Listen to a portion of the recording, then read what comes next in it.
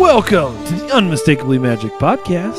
I'm RJ. And I'm Cort. We are two lifelong fans of Disney parks and all theme parks. Each week, we bring you the latest news from Disney parks and beyond. Plus, this week we'll be continuing our series by telling you why Universal's Islands of Adventure should be your favorite park. Why'd you say that like it's a question? Because I'm really questioning it. It's a fantastic park. I don't disagree, but I don't know if it'd be my number one, so you're going to have to convince me. Okay.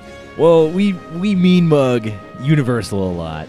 Just a little bit. Every now and then. So we figured, it's time to spread the love. And like we say, we are fans of all theme parks. And Universal has a good theme park over there. That's true. So we're going to talk about that on episode number 56. Let's kick it off with the news.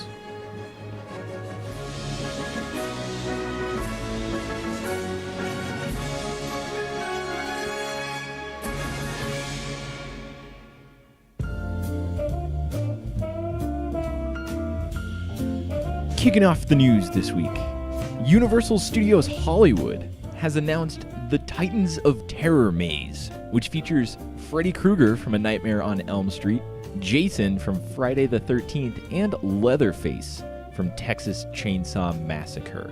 And the maze will take the form of a home haunt for the first time in Halloween Horror Nights history. The Titans of Terror tram was also announced, which will have all three aforementioned maniacs, and it'll throw Chucky into the mix as the host of the tram. Wow. Sounds very exciting. Yeah. Sounds kind of terrifying, but yeah. A little bit. Stepping it up for Halloween Horror Nights 2017. They're really doing a lot. They're crushing it. Buzz Lightyear Astro Blasters over at Hong Kong Disneyland will close on August 31st to make way for a Marvel-themed interactive shooting game. Buzz Lightyear himself will be making appearances outside the attraction until it closes, as well as free Buzz Lightyear-themed stickers are being handed out to say goodbye to the attraction. It's sad to see it go, but it's kind of an older one, and I think Midway Mania stepped that type of... But they don't have Midway Mania over there.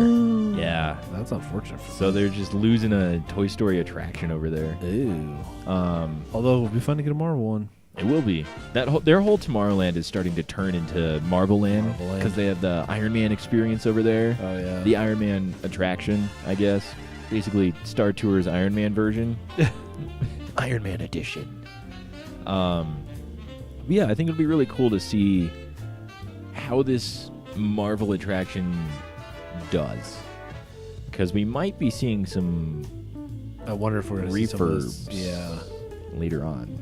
Or maybe just a full... Or just a new ride that's over in California Adventure. Adventure. As they turn California Adventure into Marvel Land. Yeah. Just if you really want to ride Buzz Lightyear Astro Blasters at Hong Kong, there's the exact same version over at Disneyland in California. So the attraction in and of itself, that version is going away, but there's still the exact an exact clone, essentially, over at Disneyland. That's good. Well, Drop of Doom VR has opened at La Ronde in Montreal, Canada. The 100-story drop tower now features VR, where riders become pilots of a futuristic ship that comes under attack by giant mutant spiders.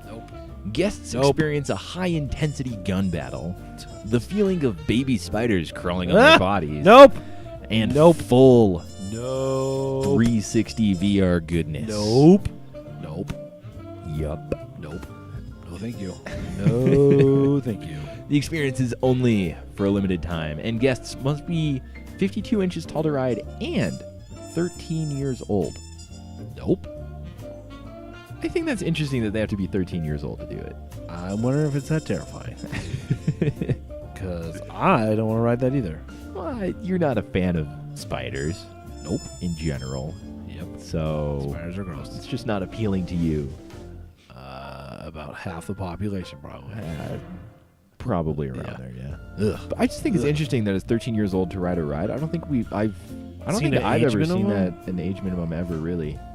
I feel like I looked at something the other day that had age minimum. It might have been like Halloween Horror Nights, maybe an age suggestion But that's a special event. Yeah, but not just for an attraction. There's something else I saw. There's something else I saw that they had to be at least 5. And I want to, I was like, okay, I can see that. But I don't remember what it was. It's going to bug me now. Really? Yeah. You'll remember it halfway through the show. Yeah. That's what it is. That's what it is. Yeah. I know. It's just odd to me that there's an age restriction. Are they going to check IDs? Yeah. Do you even have an ID? No, you don't have an ID. No, You have to ask date of birth. Yeah. What year were you born? Oh, sorry, I can't read. I wonder how they're going to enforce it. They're literally just going to sit out front and say, well, hey, I think you literally look, if you it's look like a under 5-year-old walking in, they're going to be like, hey, sorry, buddy. Yeah. Okay. Sorry, not today. Well, Disney PhotoPass Day is coming on August 19th, and the event will feature a ton of new PhotoPass experiences throughout Walt Disney World. Special magic shots, new characters, festive backdrops, special fisheye lenses shots, and much more will be found throughout the 4 parks and Disney Springs. Head on over to the Disney PhotoPass Facebook page for all the details. That's interesting because it's like the lens one mostly, because that's something that I've heard from them, from the photographers, that they're not allowed to do like anything. No. Like there's a certain setting that they're allowed to shoot on, and that's it. I'm sure they're going to have 2 cameras now. Yeah. One for the standard and one for fisheye. But it's only like fisheye in front of like Spaceship Earth. And which makes sense, actually. I think the Chinese theater over in Hollywood Studios. Okay, that makes sense. Yeah, Get it all in the photo. Yeah, it's just the places that it would make sense to do it in, where you don't have to stand 500 feet away to get the shot. Well, a statue was erected in honor of Lane Graves, the toddler who was killed last year at the Grand Floridian. The lighthouse statue was placed on the shore of the Seven Seas Lagoon, where the alligator tragedy occurred on June 14th, 2016. It's really sad, but I'm glad to see Disney kind of own it. Yeah, they didn't just kind of throw it away, and it wasn't just kind of swept under the rug. They're like, this happened, we're sorry, let's make it right.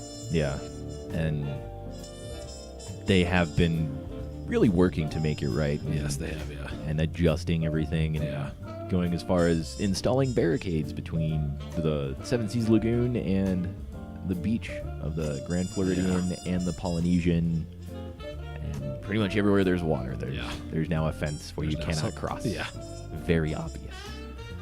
It's sad that it happened, but it's good that Disney is owning it and, paying tribute to it as well. Yeah. Well, new parking changes are coming to the Disneyland Resort. Downtown Disney parking will no longer be free for 2 hours. Now visitors must make a minimum $20 purchase and get parking validated anywhere in downtown Disney to receive 2 hours of parking. Validation from any sit-down restaurant or from the AMC Theater will give you 4 hours of free parking. The normal $12 per hour charge will still be in effect after your validation expires or after the allotted validation time. However, it will also be after a 15-minute grace period, with charges being made in 30-minute increments with a minimum $6 charge after the grace period. The maximum daily parking and lost ticket fee has also increased from $36 to $48. Wow. So not a whole lot has really changed. The normal per hour charge is the same. Yeah. You just made it, you have to actually earn your 2 hours free. Yeah. So if you go to Starbucks and buy like 2 coffees, you're good. Basically is what it comes down to. They also made it that you can validate from anywhere in downtown Disney. Any kiosk. If you go and buy 3 churros, you're validated. Okay. If you go and, hit up the Sunglasses Hut, you're validated. You used to only be the AMC Theater and the sit-down restaurants. Which makes sense because of the time that it takes to do those other things. Yeah. But if they're going to do this, then they're going to have every shop be able to validate. Yes. I am curious to see, though, if this will kind of kill the crowds over at downtown Disney. What's normal parking at the Mickey and Friends parking structure? It's like $16. Yeah. $16, $18, something like that. So if you know you're going to be there for a while, yeah, just go park over there, take the tram, and you're good. Yeah. If you're going to be there long enough that you'd otherwise have to pay. Yeah. I don't know. If you're there, it does seem a little steep to me. That's probably the only, so. Like, I wonder, like you were just saying before I interrupted you, but was that you wonder if downtown Disney's going to see kind of a drop in attendance, like just people hanging out, which maybe is also Probably. a good thing. You know, I could see it being a good thing because it does get very crowded, kind of in the evening, with people coming in who do want to shop and do want to hang out and do want to eat or go to the movies, and a ton of people just go there and kill 2 hours. Yeah. Just kill 2 hours. See whatever band Which is playing and stuff. You were known for I that. have done so, that a lot. I can get it from Disney's perspective too. So Yeah. $20 does seem a little I know high. that's what I was just like. If you know you're going to end up paying, I would just make the choice and go over to the other. Yeah, just go over to Mickey Ride and the Friends. tram. Although it's not an additional $20, it's just $20, and then you have 2 hours of free parking. So if Yeah, you're only there for that's 2 true. hours, if you're And going to you're be gonna there do for something, longer than 2 hours, and you're going to like either eat with a group of people, and you're all going in the same car, that's the only time that it makes sense because you can get like Earl of Sandwich for $9. True. So that's where it wouldn't really make sense to me if you're just going and grabbing a bite, Yeah. unless you can go there, run, get there in 15 minutes, get your sandwich and run out. Use your 15-minute grace period. Yeah. Yeah. That'd be close. Well, you'd still be paying $6 for it. So I don't know. who knows? I am curious to see though if it will actually bring the crowds down a little bit. Well, reservations for the Jingle Bell, Jingle Bam holiday dessert party are now open at Hollywood Studios. You have to say it that way. I see that it's all capitalized and has an exclamation point. The official name of it. Jingle Bell, Jingle Bam. Jingle Bell, It Jingle is. Bam. The dessert party features tasty goodness like warm cheese fondue with pretzel bread, warm pumpkin pie, hot chocolate, beer, wine, and specialty cocktails, and much, much more. Plus, guests at the dessert party get to mingle with a VIP character and receive a pair of 3D HoloSpecs glasses to wear during the show. The price is $79 per adult and $45 per child for shows between November 9th and December 15th, and then the price goes up to $89 for adults and $49 per child from December 17th through the 31st. Yeah, it's not bad. No. I was thinking about these. Some of these aren't actually that bad when you think about the dessert and drinks and things that you get with them. Yeah, are almost worth the longer- price alone. The more The longer that we've been doing this, and Yeah. the more of these parties that we've kind of announced or talked about, the more reasonable they seem.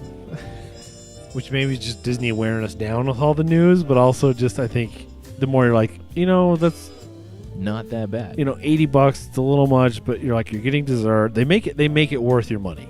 It's not like they're like, Yeah. hey, $80 and you're only getting this, and it's like, You get preferred seating, which yeah, kind of put a price on that. Yeah. Maybe $10, $15. yeah, But then depending on how much dessert you eat, and if you're over 21, how much beer, wine, and cocktails you drink. yeah. If you're under 21, how much hot chocolate you drink. And then the specs, which I mean, they're $5. But Yeah. not even. They're the little Little paper reflective, things. yeah. Old school 3D glasses. Yeah. Reincarnated.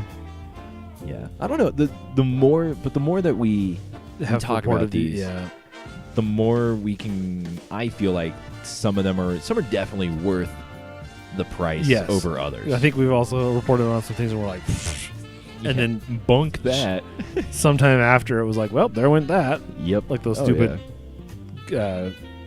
tents or whatever at the bungalows or whatever they're called. The cabanas. The cabanas. in That's what I was looking Tomorrowland. for. Yeah. Like, yeah, whatever. The like $1,500 cabanas Yeah. Like, forget you. Dude. for 3 pictures and like Yeah. water. Yeah, forget you. Yeah. Could have told you that was going to fail, Disney. Yeah. I am very astounded those really even happened. I know. Well, one man's dream over in Hollywood Studios is currently being transformed into Walt Disney Presents. The majority of the contents will remain the same. However, part of the Star Wars Galaxy's Edge model will be showcased, as well as an all-new, never-before-seen model of Toy Story Land. And some concept art and ride vehicle sculptures for Toy Story Land, Star Wars Galaxy's Edge, and Mickey and Minnie's Runaway Railway will all be displayed. Meet and greets will still be hosted in the building, as well as various previews for upcoming Disney films. Walt Disney Presents will open in mid-September. I might just miss that. You might get a little, Maybe a day like that, one of those days, but yeah. I doubt it.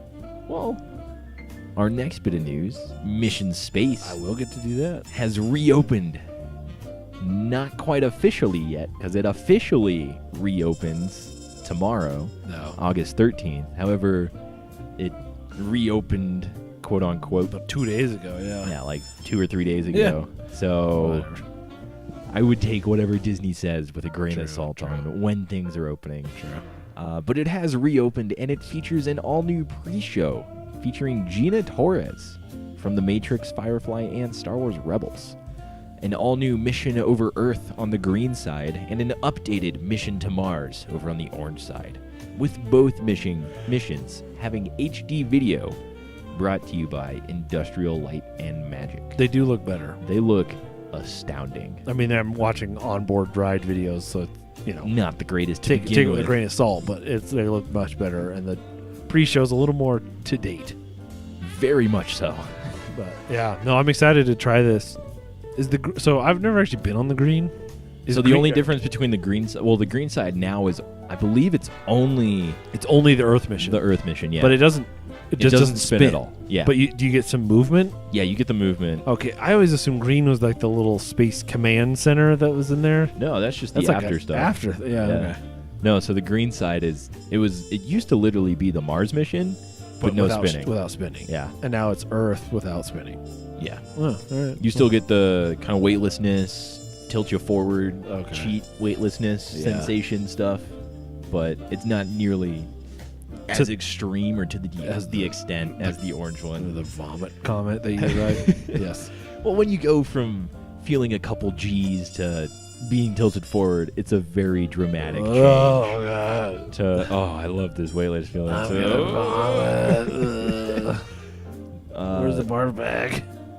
That was so funny the first time I wrote it. I had There's, no like, idea. barf bags. I was There's, like, oh my goodness. Yep. And they're like, look at your screen the whole time. And I was like, why? Oh, okay, yep. Look at my screen. That's look why. at my screen. Don't That's look over why. there.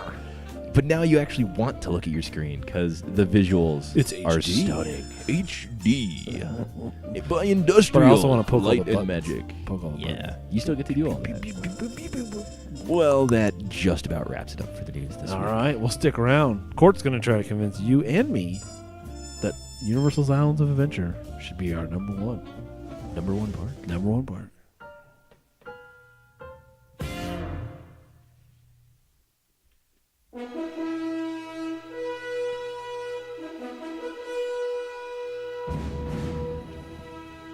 Well, we're back. And if you somehow weren't listening, 3 seconds ago, And you're wondering why the seconds that have passed. you're wondering why the Universal theme song is playing, it's because tonight we're talking why Universal's Islands of Adventure should be your number one park. So, if you haven't been Question listening mark. for the past few weeks, we've been doing this series where we like to look at non-main parks. Yeah. These are the second gates or third or fourth at the resorts, and we talk why they deserve your time just as much as the main ones. If not, Yes. maybe even over the main one. Which Yeah. I would actually say on this one probably holds. Oh, very much so. Over the main Before one on this Diagon one. Alley especially, it was like, why don't we even need to go to Universal Studios? Yes, very much so.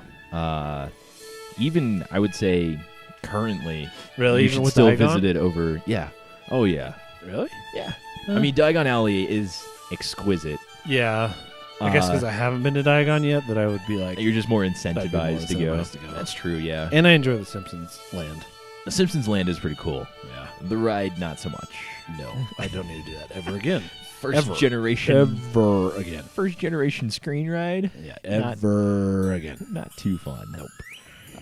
Well, so we are talking Universal's Islands of Adventure. And like we said in the intro, we kind of rage on Universal a lot with their mean, screen rides. Let's be honest. We're Disney fans first and foremost. Very much But we so also biased. enjoy all theme parks. That's what we always say every week in our intro, but we don't really show it a whole lot. We do show a lot of bias towards Disney, but I think we've talked ad nauseum about it, but Disney kind of does it the best, and everybody's kind of held to that standard. So until Universal came in with Islands of Adventure. Oh. Because a little throwback fact for you. When Islands of Adventure was in development, it was actually entirely designed by ex-Imagineers. I've always heard that fact, yeah. And Universal, they snagged them all up because Disney had a massive layoff of Imagineering staff, and so Universal snagged them all up, and they're like, hey, we want an amazing theme park, and we're giving you creative control. We want thrills, though. So, and you can really tell that they went for thrills in this park. Yeah. No, they definitely went for thrills. Yeah. Very much so. So I just want to talk. I mean, Islands of Adventure is a fantastic park. It is, and we've definitely covered it before. So if you guys go back, find our old episode on YouTube of our Things to Know Before You Go series, and we talked Islands of Adventure for a whole episode. Yeah. If you want to get the facts. The full in-depth facts stuff on it. But everything. This is more the here's why it's awesome. And it is awesome because, one, this music that's playing right now, some of the catchiest stuff. It's super enticing, I would say. It's the entrance loop to Islands of Adventure. Yeah. And it makes you want to go on an adventure. It does. Doesn't it? True. It makes you feel like a weird music box, but yes. Very much so. But at the same time, you feel entranced. Like a music box you would find in an abandoned house. I don't know. Yes. Or like Phantom Manor. It sounds very much so like that. But you feel, I don't know, entranced isn't the best word. You feel called. Called to adventure. And I would say that, and we talked about this when we kind of covered the park as whole, but that entrance does definitely call to adventure. It feels like it's a port. That's the whole idea. I get that, but it's the port of adventure. Yeah, but it feels like a real port. You feel like you're gearing up to go off on these adventures, and it's really well done. Yes, even before you step into the park, you see the lighthouse out there, and you're like, oh, that's kind of beckoning me towards it. It's a totally different feel, especially compared to Universal Studios. It feels very natural compared to kind of the prepackaged feel of Universal Studios, like the studios themselves. Yeah, that's my biggest issue with studio themed areas or parks. They feel kind of fakey, and which is what they're supposed to feel like. Which is kind of the joke also, but yeah. Don't really like it. However, Islands of Adventure does not have that vibe. No. At all. It's amazing. They have Streetmosphere right there in the port of entry. Yeah, it's much more organic. Extremely. Very, very well done. Tons of detail in this first island. Yeah. I guess you could call port, it. But yeah. In the port. Yeah. Which, in each island, I would say there is a massive amount of detail. Each island is very well done. Yes. In each individual's way. Which is also something I will fault it for, because when you are on one island and you look over and you see the other, and you're like, huh? What? When you can get peekaboo views of something else on the next island over, and you're like, that doesn't fit this. But you're like, oh. But within each island, you could get engulfed. I totally agree with that. In each island. Granted, the park as a whole, I understand that it's the theme of each island on its own. Yes. Transition game is weak. Yes. I'll give you that one. The transition game's very weak. Yes. However, I feel like that's okay when you're in each island, and if you're in the depth of each island. Yeah. Because in Marvel Superhero Island, first of all, Marvel in a theme park. I know, yeah. Great. Which is a whole cause all kinds of drama now. But extremely, but it's still awesome.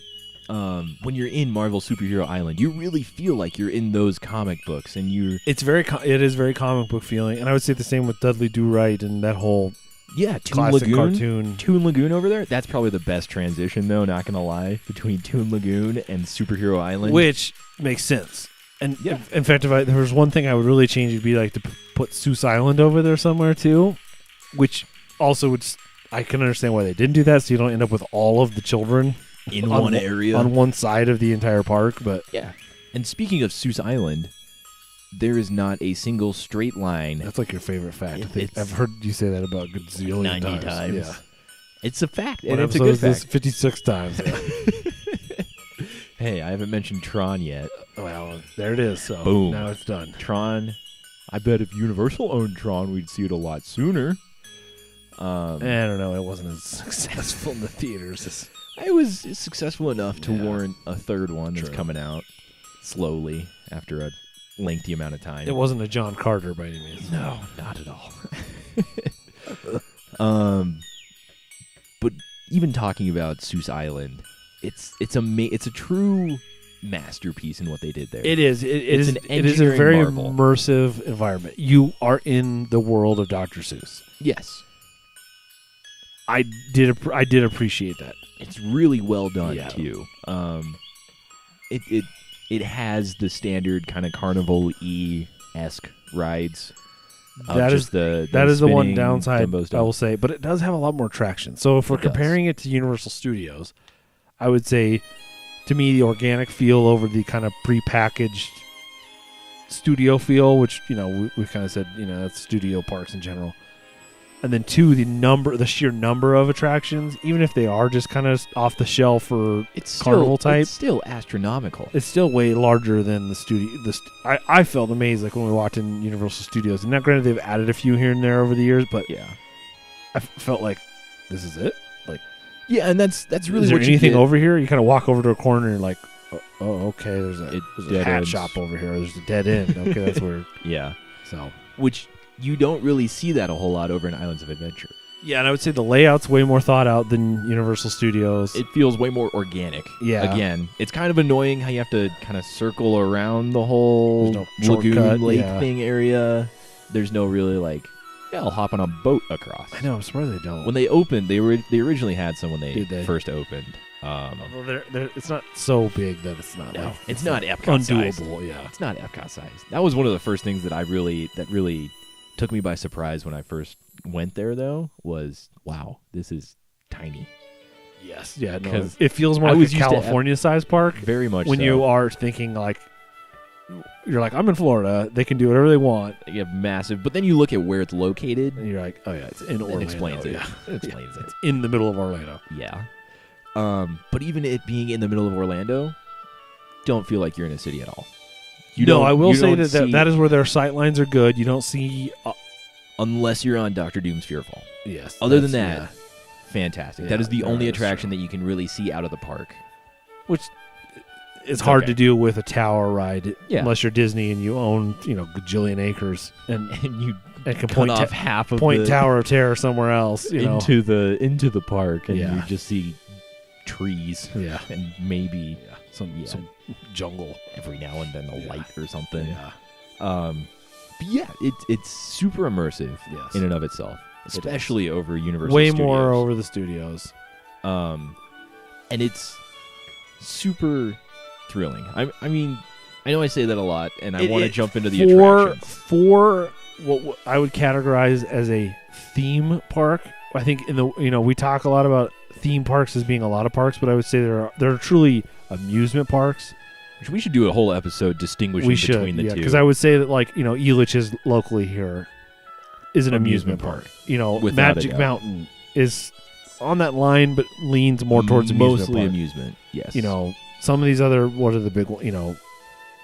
Cedar Fair, Cedar stuff, Fair, all those. Cedar Point, A lot of those are going to be more amusement. amusement. Carowinds is amusement. Anything, really, most things owned by Cedar Fair, except maybe not. Because then the other extreme is Disney, where they're heavy on the theming and less about the thrill. So if it's kind of a sliding scale here, you have the far left side, which is just amusement only. You have the far right side, which is theme only.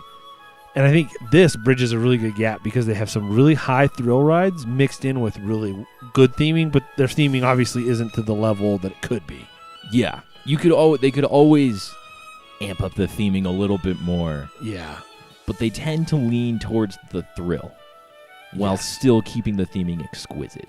Yes. Um, And I would say that they definitely build towards theming more than, I don't know, more than, they build amusement more than theming, like at times. At times, yeah. I mean, you see it with like Hulk or Dragon Challenge. That's Dragon while Challenge. It's still open. Dragon Challenge is the big one that instantly hit my head. I'm like, this is just, you just had a ride and you were like, yeah, let's just use it. You know, Yeah, it's literally just granted, it's a custom B&M, but it's still a B&M. Yeah, it's not. Yeah, invert. and same with It's the same with Hulk. The Huffagriff or whatever it is. Hippogriff. The Huff and Puff. What do you mean, Three Little Pigs Land? I don't. Hiff and Poof. What's the one? What's the house? The other in Harry Potter. Hiff and Puffin, Poofin. I don't know. You know what I'm talking about? Well, there's so it's in Hogwarts. Yeah, and then there's you have Slytherin, Hippogriff. Hippogriff. No, Hippogriff is the name of the Hufflepuff. Hufflepuff is the name of the house. There you go. Thank you. you. The Hippogriff is the creature. Is the creature that is the roller coaster. Yes. Same thing there. It's an off the shelf, but it's themed well. It is themed well. Kind of similar to if you tuned in last week to Goofy Sky School. Yes, it's an off the shelf wild mouse or whatever. But this one's not a wild mouse. It's normal. It's still more. It's more thrilling than I would say any kind of younger kids coaster over at because it is Disney. It is a younger kids coaster. Yes, it is. Yeah, very much so. But it's still pretty fun. It's a good thrill. Yes. But then you have. I think they even did screen rides right over in this park. I think they learned from their mistakes, and they have chosen to continue to make those mistakes in the studios for some reason. But they have learned more from their mistakes in Island. And I think it's just Islands of Adventure seems to be where their focus has been for the last 10 years, let's say. Well, recently it's been more over in the studio. But that's what I mean. We saw the opening of Fallon. I think previously they've been pushing Islands of Adventure because they had built Harry Potter World there. Yeah. They were trying to ease the traffic from Harry Potter, from Hogwarts, into these other areas. And so they've been increasing things there, improving things there, rebuilding Hulk, redoing Jurassic Park. Updating Spider-Man, bringing back 4K. Kong, Kong Skull Island, like doing all these things. I think because the crowds were there, so why not keep them there? And then now, with the addition of Diagon Alley in the studios, we see Fallon, we see all these other ones coming. Yeah, Super Nintendo Land, or World. I don't know what it is. Yeah, no announcement yet. Whatever sadly, it is, Come on, Universal, get it on your own timeline. Let's go. I know you have it all planned out. Speed it up. Just build it. Yeah. But that's one thing that's really amazing, especially over at this park. They announced Kong, built it within like 5 months. Yeah. And then opened it. I know. Like, they barely had time to announce it. I know. That's what it felt like. It's true. And it's still very well themed. Fits right in between Jurassic Park. And I believe it's in between Jurassic Park and Harry Potter and Hogsmeade. I think it's in that big gap, right there's there. a pretty good gap between those two. Yeah. So it fits very well in there. Still really within the realm of fantasy and real. Yeah. Kind of what Jurassic Park and kind of Harry moving Potter are in. Which they kind of do a good job of kind of moving that, if you think about it. Nowadays, they're working on it. It's really well done. So why would this park be my number one then? Why should you visit it over Universal Studios? Yes. Or why should you visit it over Disney? Ooh, because they're that's a big jump. Giant jump for us. For yes, us, very much so. Well, one, very well themed, exquisitely themed in each individual island. Yes, so I think as we've talked about for the last how many minutes here, yeah, over the studios for sure, without a doubt. Do you think it holds a candle to Disney? On par with Disney within each island. I would agree with that. As a whole. Sightlines. That's where that's where it loses to me. That's the issue. That's where I had an issue. However, if you can look past that, or if you can even change your mind on that, alter the way that you view it of, okay, I'm in the port of entry, I can see every island from here. I want to go to that one, but I know I have to go through these ones first. I'm going to go on an adventure. Yeah. Through all these islands. Sure, that's a good point. Yeah. I think as someone who's a little more than an enthusiast or whatever, yeah, I just noticed sight lines where somebody else can instantly. Yeah, but that's the first thing I was like, whoa. But that was my big beef. The first time we went into Hogsmeade and looked at Hogwarts, I immediately turned right a little bit and was like, that's the show building right there. Yeah. Like that's annoying. Yeah. But there were trees planted. I'm sure they're growing. I haven't been there in a while. Even when I was there, it was still I guess actually I went there before you did. Yeah, so, you did. Yeah. I was there the most recently between both of us. It's been a while. It's kind of sad. The music throughout everywhere is very, very enhancing. That is true, and I will give it that, especially over the studios, because I think studios, they just kind of pipe in their whatever music's going. Theme music from whatever movie they own. The only land, I guess Jurassic Park kind of falls into that too, but Hogsmeade. It's basically the Harry Potter soundtrack on repeat. I'm like, very wow, much this so. is repetitive. The same thing. Yeah. Just the theme of Harry Potter, basically. The one little riff that they... That's it. That's it. I was like, wow, this is... And we were not there in that long. No, I was like, well, that was a little repetitive. A little annoying. It has some great dark rides in there. The Cat in the Hat dark ride, fantastic. Very fun. It caters more towards children and adults with Seuss Island and the comic book and Toon Lagoon over there. Although I don't know what kid would... No, I don't know what kid knows that.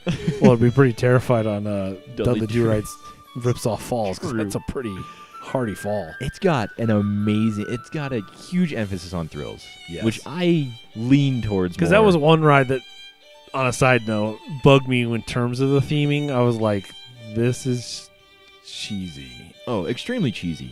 But those cartoons were cheesy. I know, but I was just even thinking in the queue, it was like not even themed at all.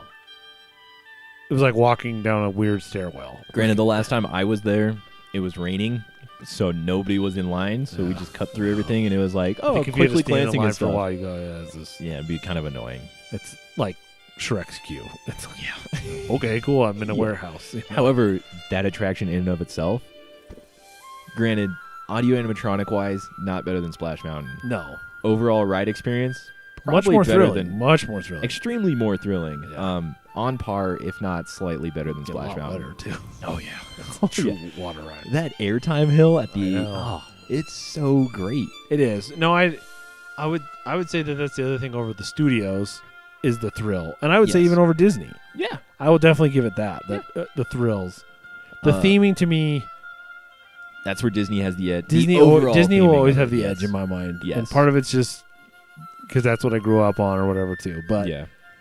I think Disney will always have the edge on the theming, but I think Islands of Adventure to me would win out on the thrill. Like if I was like, I'm going to go on a thrill trip, I would be thinking about going to like Universal. Islands of Adventure. Yeah. Islands of Adventure would be your first and last stop. Yes. Without a doubt. Yeah. But the food there. The food is very good. Granted, I don't eat sit-down restaurants very much. Yeah, I was going to say I didn't eat when we were there. But Mythos. I've heard Mythos is it's actually one of the top. It's like Orlando, even actually. If you look at like Yelp, it's funny. It's one of the top reviewed restaurants in the city of Orlando, in probably Florida. It's a good restaurant in and of itself, and then it's themed, to another level, and that just takes it beyond everything. So food, would you put an edge on Disney there though? It's on par with Disney. At least they're quick service stuff, right. Except for Epcot. Epcot always has it. Even when you go on a Disney trip, you discover that quickly. Like, I just want to go back to Epcot for every meal. I want to go eat at Epcot. Okay, well that's okay. It's got some killer sit-down restaurants though. It does, yeah. I would say their quick service is it's okay. It's good. Yeah. It's better than most. And I would say they definitely have a more variety than they do in the studios because they have a little more themed, quote unquote. Yeah. Then the studios is like you can get chicken nuggets over here, or you can get chicken nuggets over there, or you can get chicken nuggets over there, or a burger here and a burger there. You know, it's like want a hot dog, you can buy a hot dog. Yeah, it's more the stereotypical theme park food where people are like, oh, theme park. Islands of Adventure steps into where like Epcot goes eventually, but it's like it has a little more like options, a little more theming, a little more flavor. Over at in Hogsmeade though, that's some of the best theme park food I have ever tasted. No, I really in enjoyed my life. that. Yeah, like on par with Epcot over there. Not as much of a variety, but on par with the quality. I'd go with that, yeah. The food's amazing. Music is great. Yeah. Theming within each individual land is superb. And I would say theming over the studios definitely wins. Yes. Yeah. On par with Disney, I would say. Within each individual land. If you land. didn't look past the land, yes. Yes. Or if you change your mindset about it. Yes, that's true. It's on par. Okay. Food, slightly lower than Disney, but getting there. But still there. Still way better than like most Six Flags parks. That's true. That is true. Disney takes theme park food to a whole nother extreme level. Yeah. Thrill knocks Disney out of the park. Absolutely. I will give it that for sure. Innovation. I would say Universal is, granted, they're really only pushing one category in the industry. Screen rides. But they're pushing it to a whole nother level. Even so much so that Disney has been incorporating screen rides in their newer lands. True. Pandora opening up. Granted, Cars Land, not so much. Pandora, though, the main attraction in there or the headlining e-ticket attraction. What, the River Journey or? No, Flight of Passage. Oh, yeah, Flight of Passage. Is a screen ride. Yeah. Basically So is what Soarin', it comes down to. yeah. Soarin' 2.0. Yeah. Thrilling Soarin'. Yeah. That's what it comes down to. Soarin' with more adventure. And I attribute that to Universal. Yeah, and I would say we talked about this when we talked about Universal in general, but Universal has pushed the theme park industry in a lot of directions, and one of those being their speed. Yes.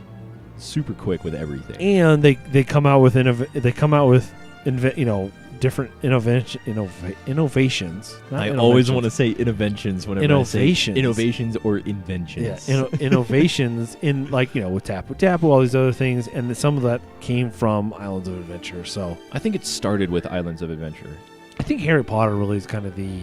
Well, I know that's when a lot of the attention got brought to it, but I think also it you can point to it as a defining moment. In that park. Yeah. Not just the park history, but the company in and I would itself. say the industry as a whole too, because it kind of woke Disney, the sleeping beast, like, oh, what? We have a competition?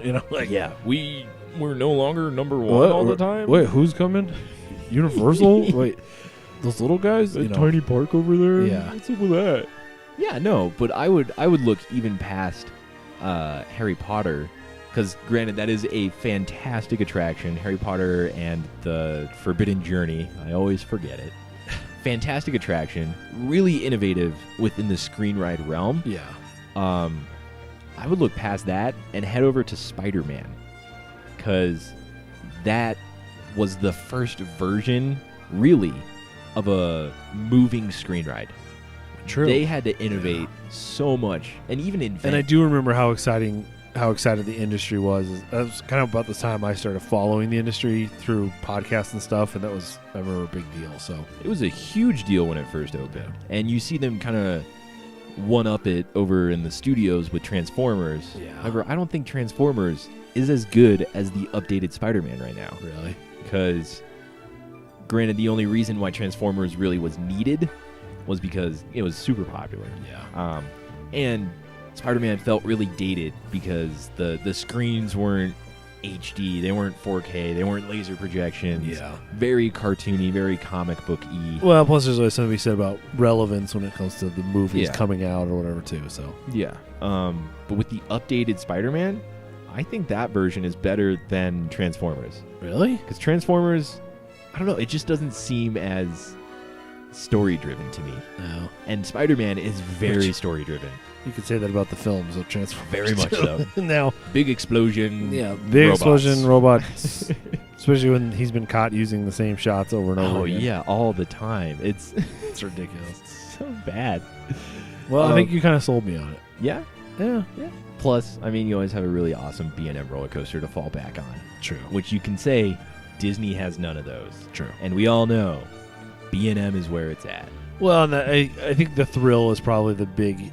I think we kind of pointed to that on our list with Hollywood Studios or whatever too. Yeah, like, I mean that's the main draw to Hollywood Studios nowadays. That's the big thrill park for Disney, and this is the big thrill park for Universal. And I would say although probably the big thrill park in Orlando. Studios right now, though, not Hollywood Studios, Universal Studios, have some very big thrills. True. The Mummy is a great attraction. Rip Ride Rocket, very fun. Jimmy Fallon looks pretty thrilling-ish. Thrilling For a screen ride. for a stationary screen ride. Yeah, not bad. If you buy into the movement that's supposed to be happening, but yeah. yeah. And then Transformers, super thrilling as well. Yeah. And then not Harry talking about Potter that and park, the though. Escape for Green Gods. Well, I know. oh. I'm just saying, though, Oh, okay. it's a thrilling park, I'm just saying, though, but that Islands of Adventure one-ups it definitely. pretty much in every way. And it's a lot more physical thrills over there Yeah.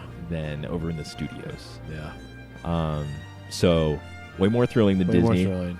Way more thrilling in general than Dec- Disney everywhere else. Theming, that's good. Theming's very... It's on par. It's extremely well done. It's on par In for the each industry. land. It's on par for the industry. Okay, give you that one. On par. On par. I'm just, It's above the standards. okay, it's above that middle point that I was talking about. If Yes, it's a very much sliding so. scale. Definitely above the middle point. Yeah. As a park as a whole, not quite up Some to improvements Disney. could be made, but yeah. But it's Good up there. food, It's good up there. good everything. I mean, I Great think food. It's a great park. Very fun park. A lot of really cool history behind it as well. Yeah. So if you're a history buff, look into it. You'll appreciate a lot of the park way more. yeah. Well, I hope I convinced you, RJ. I think you did, and I hope you convinced the listeners too. I hope I did too, because That this being said, I'm park- not going to add a day onto my trip today, but this park really is the reason why I want to go to Universal. I would agree with that. I would agree if it was just the studios and what is there currently, I'd be like, meh. Not so much. Yeah, Maybe Diagon Alley, but that's about it. but that's about it. Yeah, But this park, you get that level of detail pretty much in every island, yeah, which is really amazing. and it some makes high me, thrills. Yeah, Yeah, and it makes me just want to go back. This park, really, honestly, though, this park and Volcano Bay are the only reason why I'm kind of tacking them on. Well, not really kind of. Wanting to tack them on Yeah. to our Disney trip. which makes sense. Yeah. But it is majority this park. This park's fault that I I'm going can't to blame you. Universal.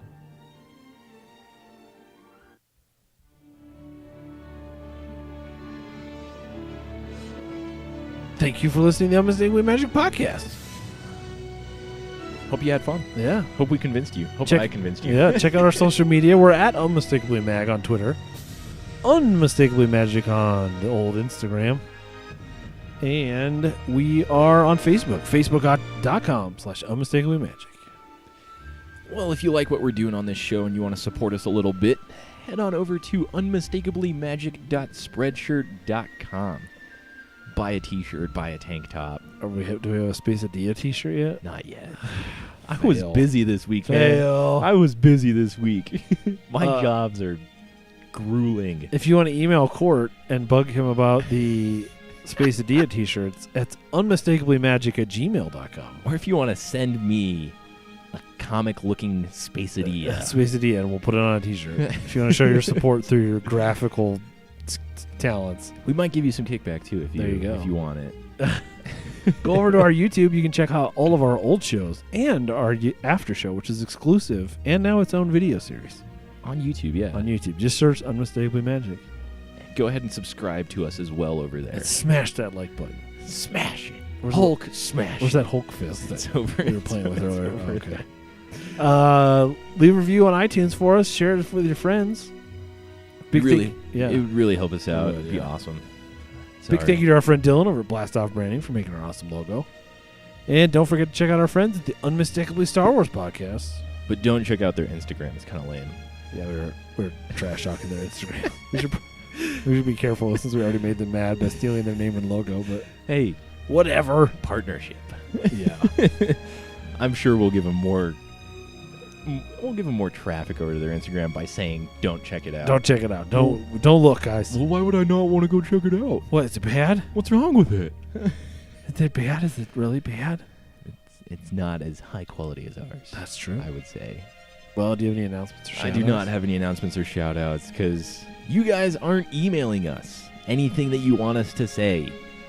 Pretty much anything. I don't know. Yep. Well, I guess there's one announcement. What? Congratulations to Molly and Stefan Yeah. Hey, on their on twins. the birth of their twins. Congratulations. Yeah. Stoked to meet him. Yeah. Can't wait to watch him grow. That's right. Hopefully they find the podcast someday. Even if they don't, I mean, Yeah. we'll say those kind of shout outs, those kinds of announcements. That's right. We're excited. Whatever you want. Yeah. We're stoked. Whatever you want. We'll say it. Well, That just about wraps it up. all right. Have a magical week. See you real soon.